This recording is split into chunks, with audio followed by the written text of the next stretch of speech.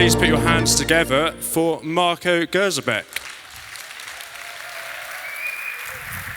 Right, thank you very much. Thanks a lot for staying. Great to see so many people still here. I'm an antimatter expert. I work at the Large Hadron Collider at CERN in Geneva, and also for the University of Manchester. And I'm going to talk about a fantastic discovery that we've made exactly 4 months ago to the day.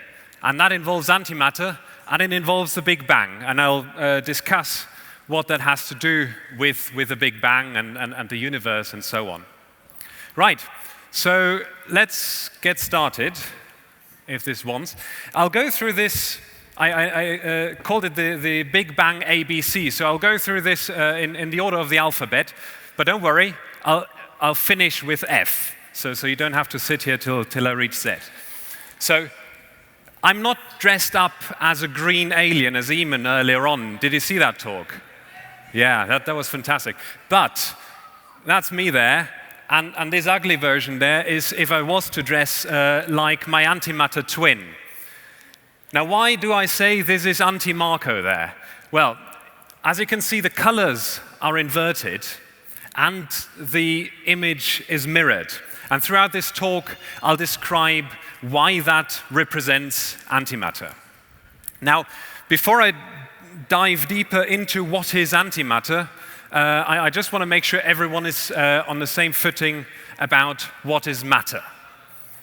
Now, there's a fantastic experiment that you can all do. I did this just a couple of days ago at home. You drop a little bit of ink into a glass of water, and this is what happens. The ink just goes down into the water. And what this shows is the atoms in the water. They move about, they distribute the ink, and if you do the same thing in hot water, you will see a very different picture. At the start, it may seem similar, but then it turns all blue quite quickly because the hot water, the atoms literally have a fire lit under their bum, and then they race around in your glass, and they will distribute the ink very quickly. What you can see when you do an experiment like that is the motion of atoms. Now, atoms were long thought to be the fundamental constituents of matter. I will tell you in a minute that that's not the case. Now, if you don't want to do the experiment with ink, or you don't have a pen anymore that has ink, then you can do the same thing with tea and pouring your milk in there. If you pour milk in a hot tea, you don't need to stir.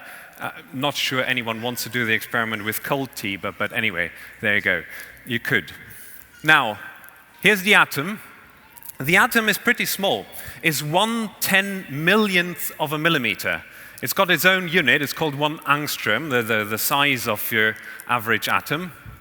But the atom is not the end of it. So inside the atom, there's the proton, or more general, the nucleus. If you have hydrogen, you just have a single proton. And we know that since Rutherford published his studies exactly 100 years ago now. So we know there's a nucleus in the atom, and that is a factor 100,000 smaller than the atom overall. But we can go even smaller. The proton consists of quarks. We call them up and down quarks. In a proton, there are 2 up quarks and a down quark. Now, those we think are fundamental particles. That means we describe them as point-like particles. Okay? So we don't know. They might consist of other stuff, but we think of them as point-like particles, and at the moment, we can constrain them to 1/1000th of the size of a proton. And let me put these numbers a bit in perspective. So if the atom were the size of the Earth, in other words, the distance from the sun to the Earth would be 1 millimeter. So that's how far I zoomed in. Then the proton would be the size of this guy there, the Lovell Telescope. Okay? And the quark, well, would be at most the size of your favorite bit of music. maybe well smaller than that. But that's sort of the state of the art, just to give you a bit of a perspective. So these are the elementary particles, and here they are. So we've got the up and down quark there, but they've also got other copies. The next one that was found is the strange one. That was found 73 years ago here in Manchester. And then there's charm, there's top, and there's bottom. And those are the same as up and down. They have the ones in the upper row have a charge of plus 2/3 the electron charge, and the bottom row has charge minus 1/3. The only thing that differs is their mass. They get heavier and heavier as we go to the right. And then we have the leptons here. The most well known is the electron. That's a thing that does your electrical current in your wiring at home, charge -1, and also that has 2 heavier partners. And then there are these ghostly neutrinos. Again, 3 of them, again, of different mass, but we're actually not really sure about the absolute masses of these guys yet. That's ongoing research. And now, here's antimatter. The same structure as matter. The only thing that differs is the electrical charge.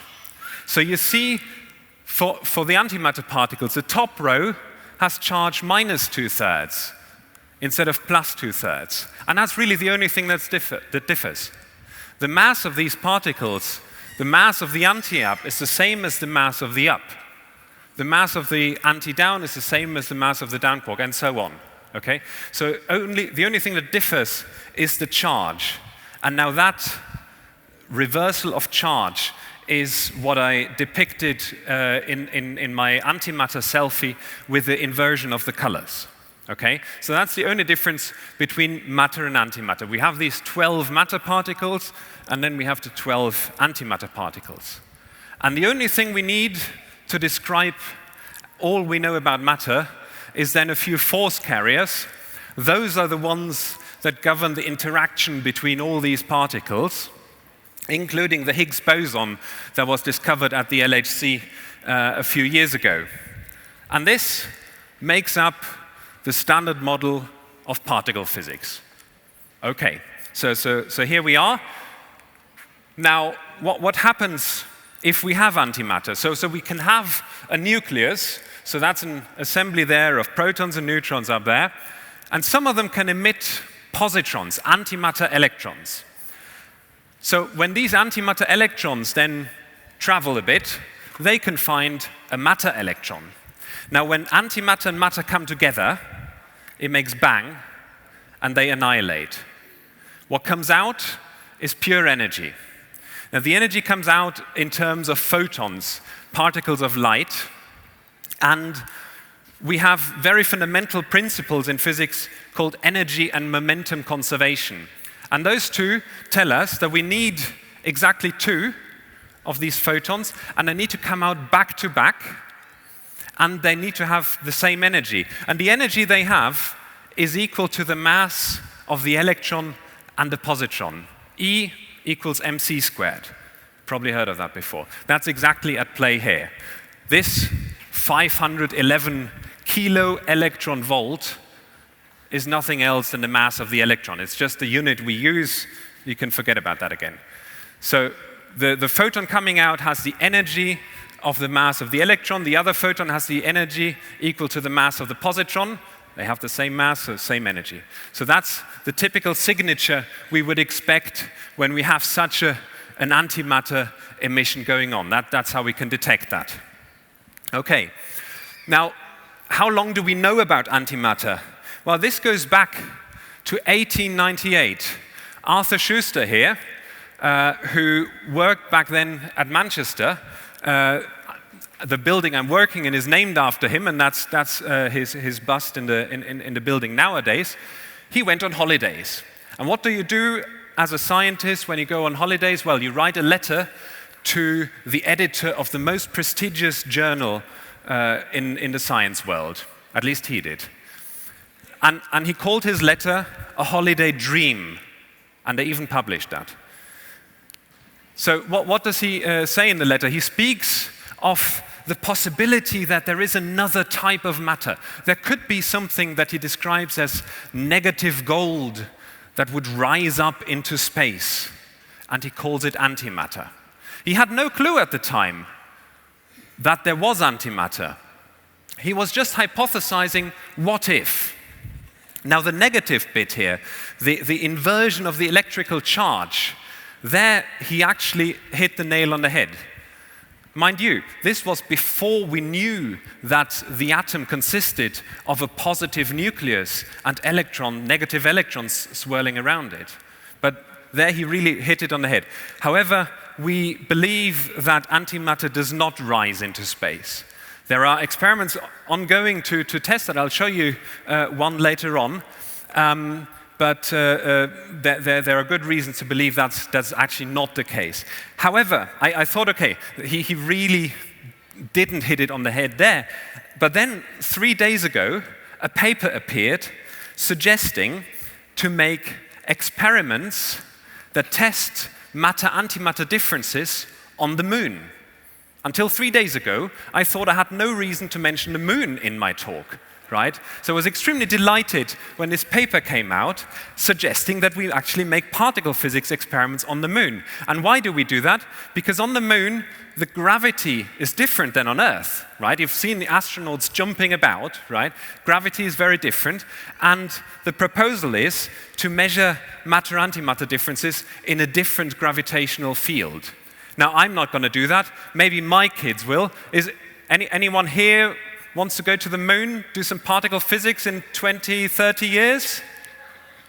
Brilliant. Okay, a few out there. Fantastic. So, who knows? That certainly a very exciting idea. Okay, then fast forward to 1932. It took that long to actually discover antimatter. This is the first picture of antimatter that was ever taken. So what's going on here? In this picture, you have a positron coming in down here and going all the way up there, bending as it goes. Why does it bend?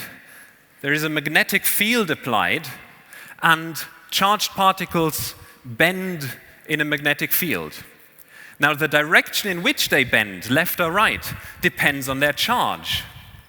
Now, if there was an electron, it would have curved to the right. However, this guy curved to the left, and that's how people found the positron. And Anderson got a Nobel Prize for that discovery just a few years later. Now, here is the Earth and the anti-Earth, which, of course, doesn't exist. There is no anti-Earth in the universe. In fact, we don't know of any significant amount of antimatter anywhere in the universe. But why? Why isn't there antimatter in vast amounts somewhere in the universe? Where has it all disappeared to? Because at the Big Bang, at the start of things, matter and antimatter were produced in equal amounts. So somewhere this antimatter must have gone. So let's go back a little bit. This is a beautiful picture that was recently published of a nebula, and that's where stars were born and still are. And there's no antimatter. It's all matter. Let's go back further. This is a simulation of large-scale structures, the early formation of galaxies and structures in the universe. All matter. This is the cosmic microwave background. This is light that was emitted in the universe 375,000 years after the Big Bang. 375,000 years sounds like a long time, but it was after the Big Bang, so it's billions of years ago. This is ancient. And this we can still observe, and this can tell us a lot about the universe nowadays. No antimatter. So what happened? So this is the evolution of the universe as we understand it nowadays. So I've shown you the galaxies, the formation and so on, going back to the cosmic microwave background here. And before that, the Big Bang. And what happened in this first bit is this. So here's the Big Bang. The Big Bang produces matter and antimatter in equal amounts. And why do we know that? Well, I told you about the electrical charge of antimatter. Now, matter and antimatter have opposite electrical charge. Now, if I start with a huge amount of energy, I need to keep the system neutral, okay? So I need to produce matter and antimatter in equal amounts. And I've also told you what happens if antimatter meets matter. They annihilate, okay? So light comes out, and this is the cosmic microwave background. It's the annihilation light from matter and antimatter that was produced at the Big Bang. And that tiny arrow up there that branches off all the matter, that is what makes up all the universe. All the stars, all the galaxies, all the visible matter is just that tiny arrow. And that's hugely exaggerated. It's just 1 in a billion matter particles that survived. All the rest, when they're annihilated, boom, gone. Okay? Almost no matter was left over, just a tiny bit. Now, despite the fact that it's just a tiny bit, one of the biggest questions we're trying to answer nowadays is, where does that symmetry come from? What's the process that's going on up there that allows this little bit of matter to escape? And that is what my research is about. And that is the question that we may have come a little bit closer to answering with that discovery that I was mentioning. At that point, I come to the letter B, bananas. Anyone here eaten a banana today? Ah, quite a few. Hope you enjoyed it. Did you know there's antimatter in them? Don't worry about it, all safe. So, there's natural antimatter. Who would have thought? Let me start with general radioactivity. That's a natural phenomenon.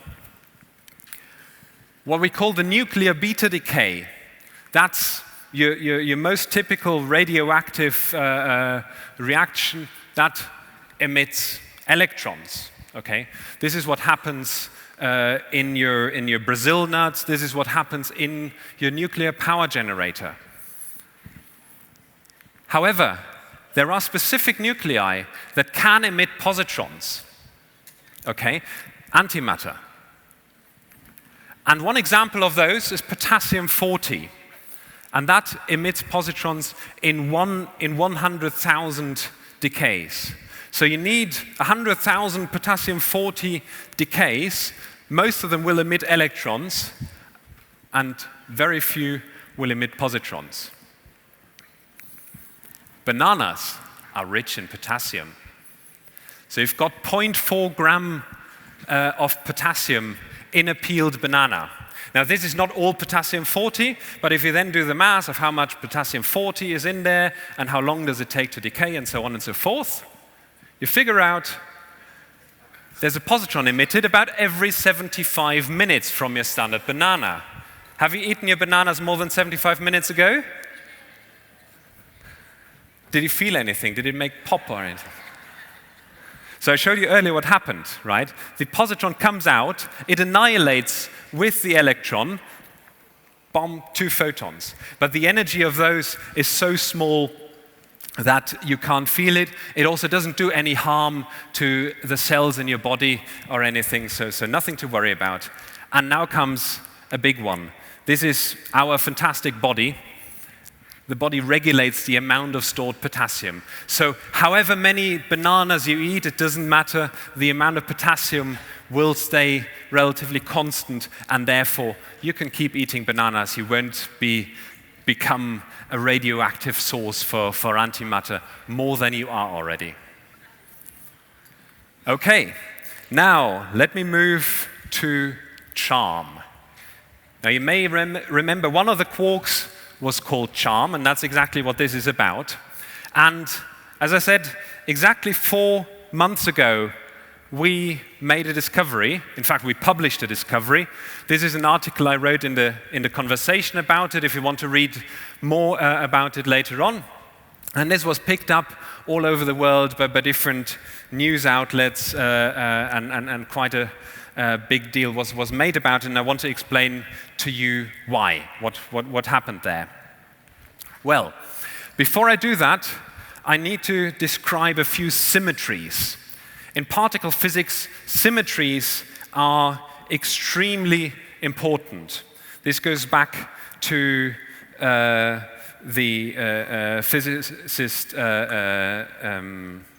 Noether, who described how these symmetries are fundamental things in describing quantum mechanics.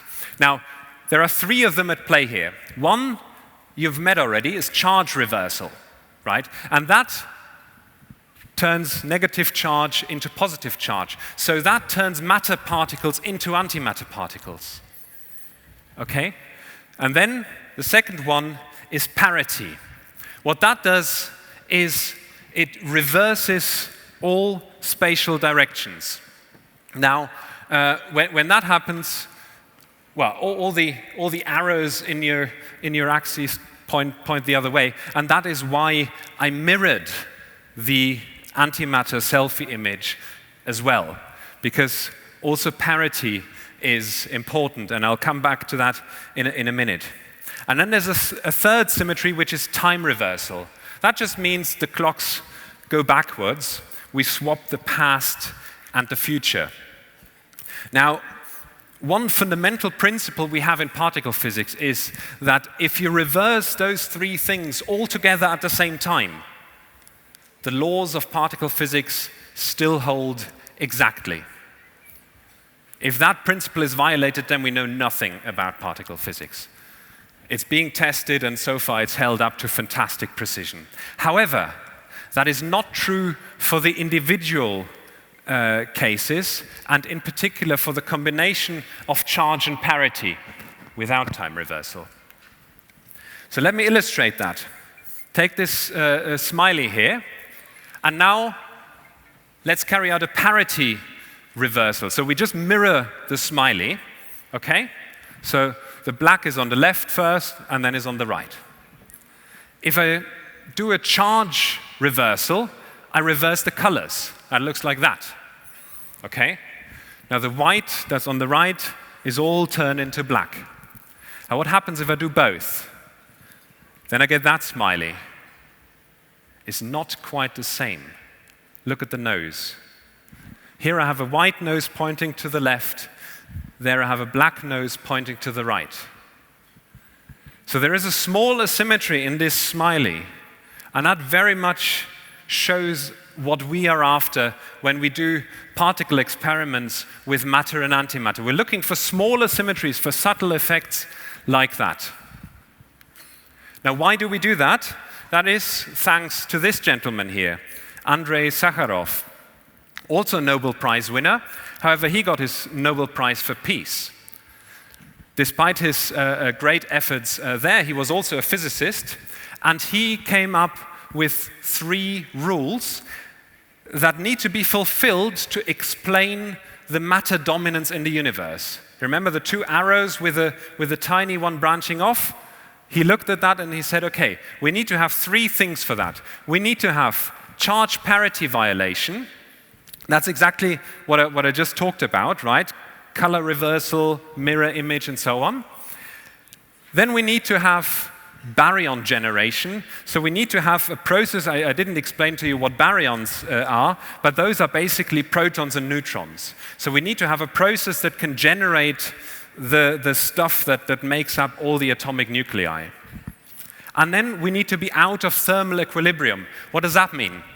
Well, thermal equilibrium, if we were in thermal equilibrium, we could have a process that generates a matter-antimatter asymmetry, but then after a while, it would just go back and balance out. So we need to be out of thermal equilibrium. That means when we have a process that creates an asymmetry, we sort of need to freeze that asymmetry and carry it forward and have our universe evolve. Okay? So that's what must have happened. And what we're mostly focusing on is the search for charge parity violation. In short, we call that CP violation. Right. At this point, let me turn to a great album here, Charmed and Strange. So let's get back to all these lovely quarks.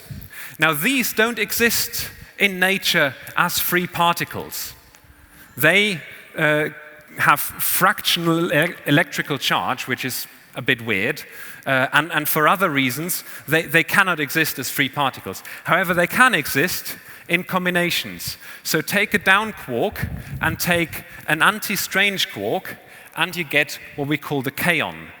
And this is a thing that was discovered in Manchester in 1946. The even bigger discovery came then in 1964. CP violation was discovered. A matter-antimatter asymmetry, so a difference in the behavior of kaons compared to antikaons, was discovered in 1964 and duly awarded the Nobel Prize in 1980. Another one is the B meson. That is involving the anti-bottom quark, again with the down quark. And that also exhibits CP violation. That was found in 2001, and then in 2008 the Nobel Prize was awarded because this confirmed a picture that was postulated after this 1964 discovery. Right, so with that we have a really rounded picture and good understanding of what's going on. However, this is all in the bottom row here. What about the upper row? Does the same physics hold there? Well, what we can do is we can look at the top quark. Now, the top quark is so heavy, it's as heavy as a gold atom, a single quark, as heavy as a whole atom that contains loads of protons and neutrons. That is so heavy that it just decays spontaneously before having the slightest chance of forming another particle with another quark. So, can't use that. We also can't use the first column here because those don't take part in what we call the weak interaction. Only the heavier ones take part in that when they decay into the lighter ones. So the only one left is charm. So charm, together with an anti-ap, forms what we call a D meson. And that is what I'm spending quite a bit of time on studying, and that is where we made this discovery. So what did we look for? We looked for a D0, a neutral D meson, decaying into two charged kaons, and we compared that with the anti-D meson, decaying into the same final state, also two charged kaon. Antiparticles we often write with this line on the top, so that's just the antiparticle. And then we counted. How often do we see that? And how often do we see that? And you see here, the counts are piled up on the side, and you see one we found to happen more often than the other. We also did this in another decay where the D didn't decay into two kaons, but it decayed into two pions. That's a mixture of up and down quarks, equally useful, and we found there also a difference. And we found that that difference has a different sign. So here now, the D0 decay is more abundant than the anti-D0 decay. Now this is how we made the measurement. These are the plots from the publication. So here you see the signal for the decay into two kaons and a decay into two pions. Now let me take this apart a little bit for you. So what's shown here is simply mega counts per dot. The dots are our data. They're plotted here against the mass of the system that we reconstruct. And this is the nominal charm mass that we're looking for. And just to put this in perspective, this is roughly the mass of a hydrogen molecule, right? So not too heavy. And this is just about 1%. So mega counts here. In total, we've got 44 million signal decays that we observed, and the red stuff here is just other stuff that's happening that we're not interested in. So you see we have a nice, clean signal there.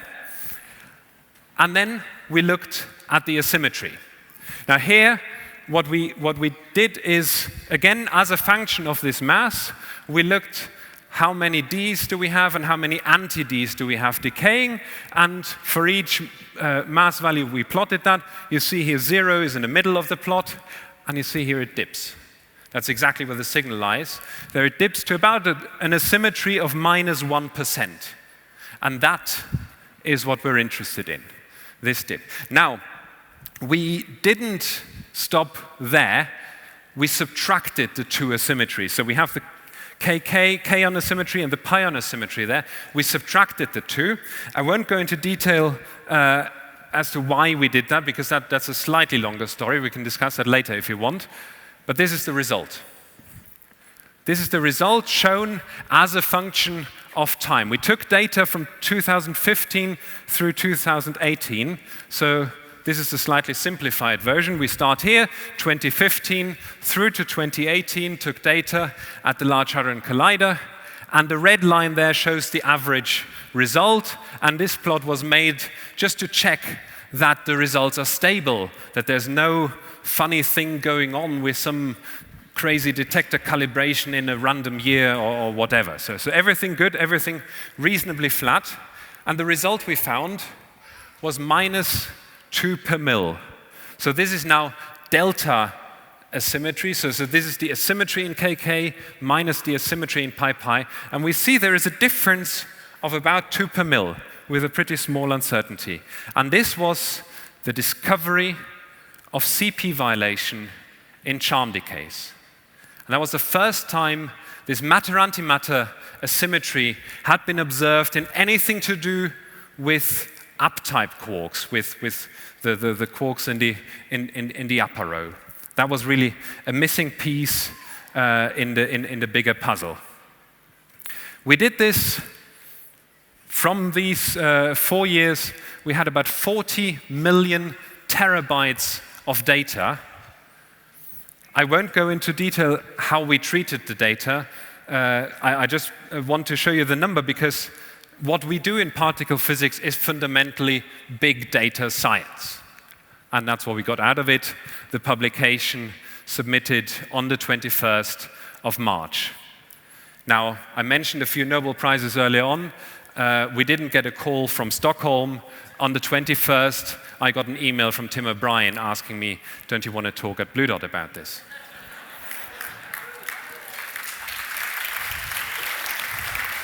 That's applause for Tim, thank you. Right, that's on the program for later on. Whenever I see that, I'm reminded of a plot that we quite frequently look at, and that's this one. Don't worry, I won't bore you with the details of that. All these different color contours, they describe different measurements of matter-antimatter asymmetries, and what we're looking for is whether or not they all touch the tip of that triangle there. And you see they all somehow intersect with that. And what that means is that we understand CP violation, we understand matter-antimatter asymmetries in the standard model. Because if we understand it, they should all intersect. Now, whether or not the charm CP violation that we've observed fits in that picture, we cannot tell, because the theoretical interpretation is a little more complex, to understate this massively. And this will take a few more years to tell. But at the moment, we don't have any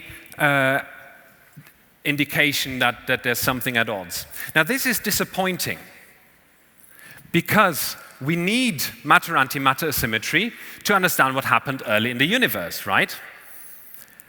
That amount of matter-antimatter asymmetry that we have there is not enough to explain this 1 in a billion asymmetry, and is not enough by far. We need something big. We need something new. And the standard model cannot explain that. So we're quite hopeful that maybe this charm discovery can point at something new, can point at something not quite fitting into that picture.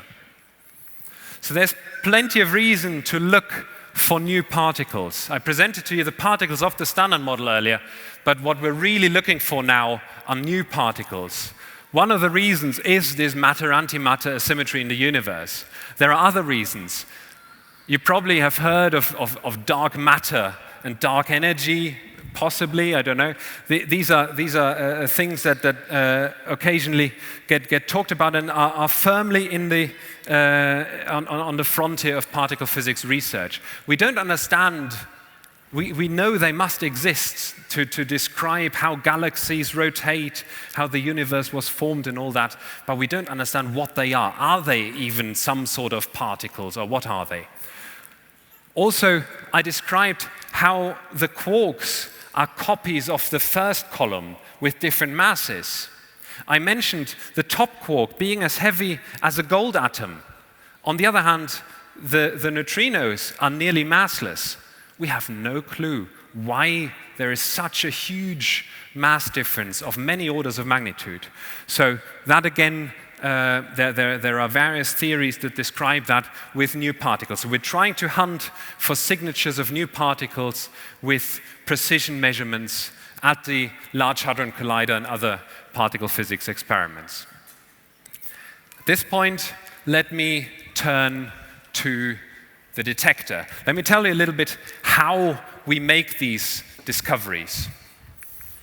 So this is the Large Hadron Collider, 27 kilometer circumference, the largest machine ever built, 100 meters underground, 4 big experiments, that's mine here, LHCb, and minus 271 degrees cold. That's colder than outer space.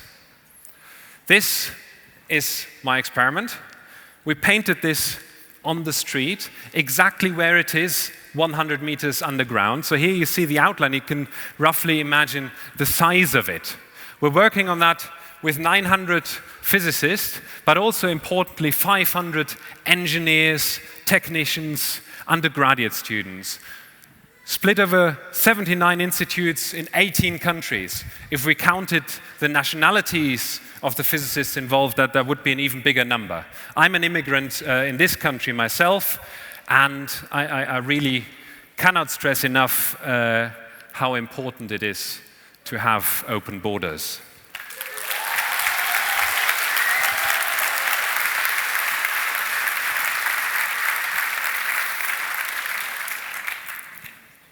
That's how it looked like underground.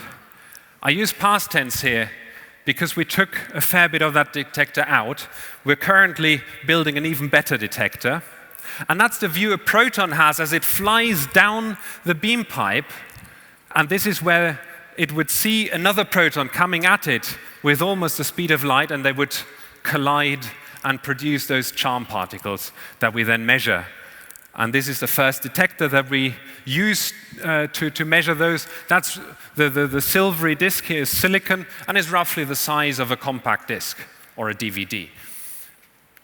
This is now the next generation detector, and that's one we're building over at the University of Manchester right now. That's the last prototype we built. We're now building the actual modules that will go into that detector next year. There are other experiments. This was a phenomenal one back in the 50s. Professor Wu here, she made a phenomenal discovery of the violation of parity. You remember this mirror imaging, the reversal of spatial coordinates. At that point, we thought, okay, that is all granted, and physics behaves the same whichever way you turn it. And she showed this is not the case. With that, she opened this whole area of looking at symmetries, testing symmetries, and allowed for these phenomenal discoveries to have been made in the years to come. This is at CERN. At CERN, we've got an Antimatter Factory. Now, if you've read your Dan Brown, don't get scared. We can never produce enough antimatter to build anything like a bomb, but that really exists. And this is how it looks inside. Just a very modest accelerator. or rather decelerator. It actually slows down antiprotons to form antihydrogen, and that's then measured in experiments like that. They are looking at whether, one of the things they're looking at is whether antihydrogen falls down in the gravitational field or not. This picture, anyone have a clue where that was taken from? That's from the ISS. And this is another antimatter experiment. In fact, this thing here is the antimatter spectrometer. In fact, a second one. There was another one on Mir. And this one is looking for antimatter in space. And finally, you can also use antimatter for health in PET scanners. PET stands for positron emission tomography. Positrons, anti-electrons. And now we come back to what I told you, what happens to these positrons. If they annihilate with electrons, they send out photons back to back, and if you trace them, and if you do that many times, you can tell where they came from. So you inject a patient a material that clusters around tumor cells, for example, and then you can locate those with scanners like that. So particle physics very much at play there. All right, that brings me to the end of my talk, the finale, and the take-home messages for you are these. The universe is full of matter, and we haven't a clue why. We found a new matter-antimatter asymmetry in charm decays. We're still trying to understand exactly how this fits in, but this was definitely a massive discovery. And we need further precision experiments to find these new particles that can help us answer the remaining questions. And finally, keep eating your bananas. Thank you very much.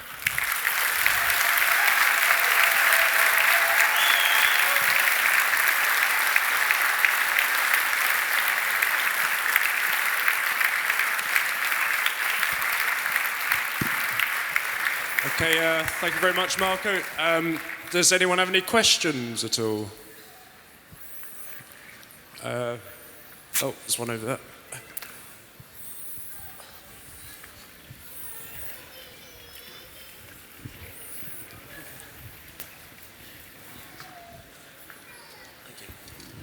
Awesome talk. Thank you very much. The thing that's been messing with my head, though, is what was that album? Sorry, what was the album cover that you referenced earlier? Oh, yeah. Yes. That's Joaf, Charm and... sorry, which I showed two. So the triangle one or the other one? Triangle. Right. Now you got me. That's New Order. But don't ask me for the title. I'm Music Complete. Perfect. Thank you. Yeah, I can't remember names, so that's the one. So, but definitely New Order, and I expect we will hear some songs of it. Hi. Hi. Going back to that picture you had where you had the Big Bang and the two arrows coming out of it. My question is, if the Big Bang produced the same amount of matter and antimatter, and some matter left from that, shouldn't it be the same amount of antimatter surviving from that collision? So that is exactly, in principle, yes. But we know that there is no antimatter left, because if there was, then we would see occasional flashes of light, right? I described how the annihilation process leads to these characteristic flashes of light of a defined energy. So we know exactly what signatures to look for to look for matter-antimatter annihilation somewhere in the universe. And we've never seen signals like that. So we are pretty certain that there is no leftover antimatter anywhere in the universe.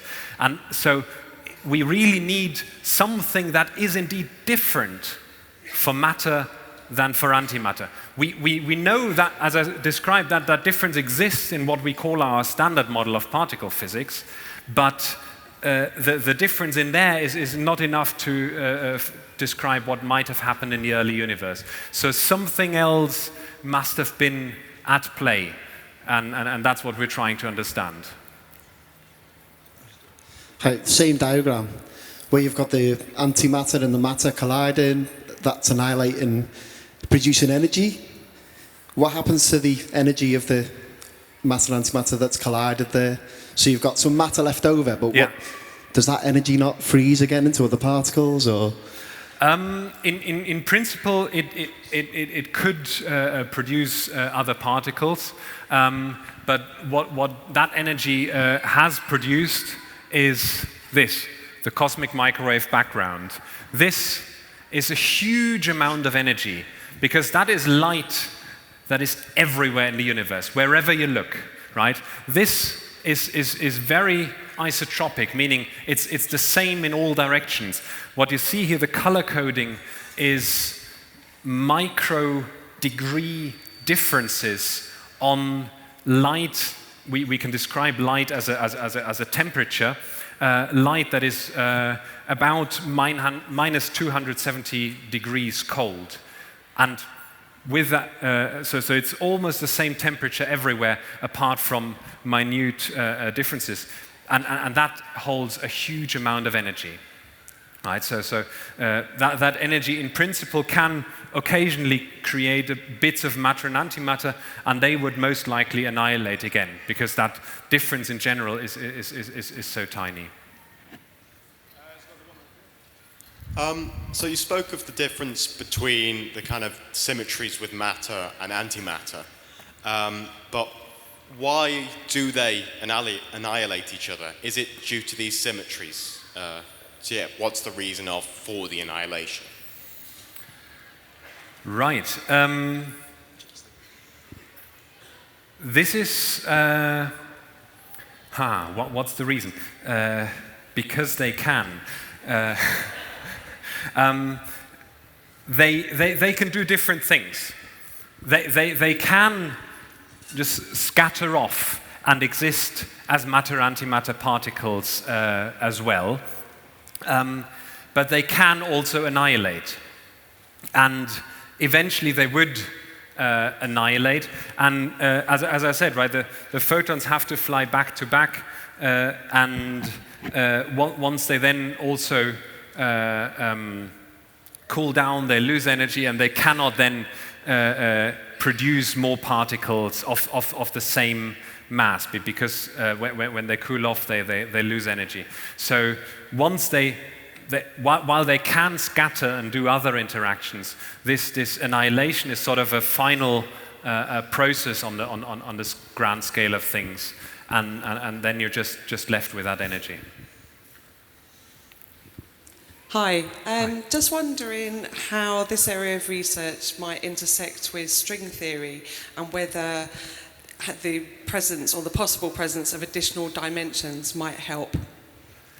Possibly. So string theory itself is something that we experimentalists can't do very much with, because it's fantastic for theorists, because it's very weak in making predictions that we can test. So they can come up with all sorts of fantastic theories, and we can never test them.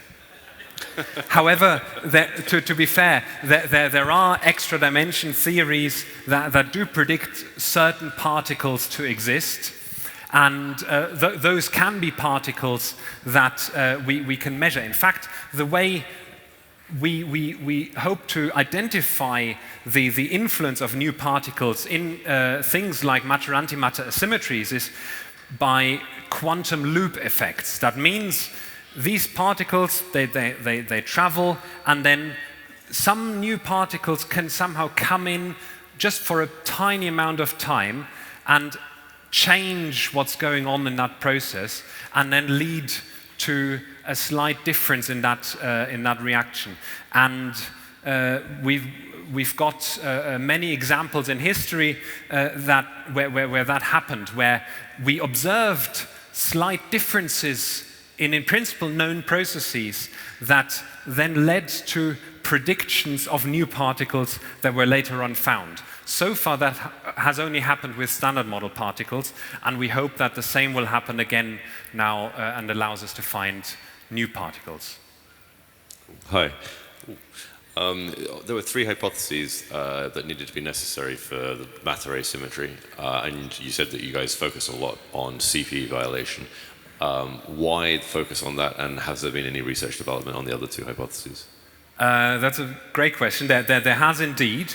The others are no easier to answer. In fact, there are people who argue, yes, you can come up with CP violation, even if you find new CP violation, you still have trouble with a thermal equilibrium, right? So this, what we think is this thing called inflation, where the universe from being very, very small grew to an enormous size very, very quickly.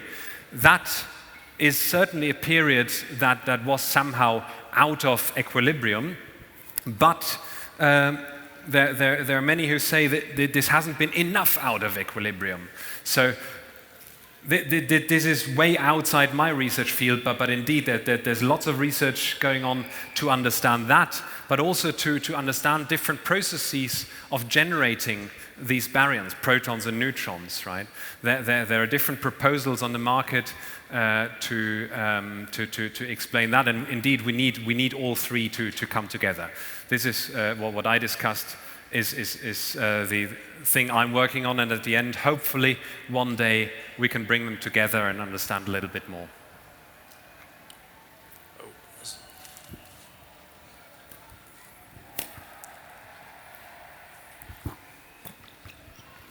How would the universe be different if it was all made out of antimatter instead of matter?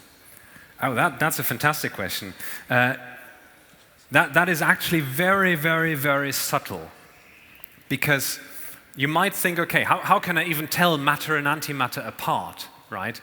Why do I know that I call what we have nowadays matter, and why don't we say, okay, we have an antimatter universe and all the matter is lost, right? Okay, at the end of the day, of course, it's a way of identifying it, of giving it a name, but there are tiny differences, and that comes back to this CP violation that we've observed. Because we know we can identify the different types of kaons, the kaon and the antikaon, and we can identify how they behave if they are of the matter type, what we call the matter type and the antimatter type. And then one of them behaves slightly differently because of CP violation, because of this matter-antimatter asymmetry. So we would be able to identify which is which, right? So the question could arise if you say, okay, you find a pocket of antimatter somewhere in the universe, right? There are anti-humans there. Should you shake hands with them? When you approach each other, how can you communicate and figure out, are they possibly anti-humans or are they humans, right? Because if you shake hands with an anti-human, well, you're gone, right? You don't want to do that. So you have to do these matter-antimatter asymmetry experiments to tell the difference, and that is all. That is all the difference. These experiments at CERN, at this Antimatter Factory, they look at anti-atoms. I mentioned they look at the gravity, but they also look at what's called the spectral lines of antimatter. So that has to do with the way the electrons behave when surrounding the anti-nucleus. And what they found so far, to incredibly high precision, is that the anti-atoms behave exactly the same as the atoms. So in fact, there wouldn't be any difference. In fact, the inversion of the image is probably even going too far, because the light they emit is the same, and the same frequency, i.e. the same color. So that is just sort of an image, but not a terribly accurate representation. So it would look very, very similar until you do particle physics. I was just wondering, when the PET scans, how do they produce the positrons for them? Right, so that's very similar to your banana. You just have radioactive material that is rich in what we call an isotope. That's a type of an atom that emits positrons. Okay, so you take that material that you know emits a lot of positrons, and then you literally mix that with something that you know attaches to the cells that you want to study, and then the patient either drinks that or gets it injected, and then you wait for that attachment for the body to absorb that, then you do the scan. Okay, I think we'll wrap it up there. If you'd like to give Marco another round of applause. Thanks very much.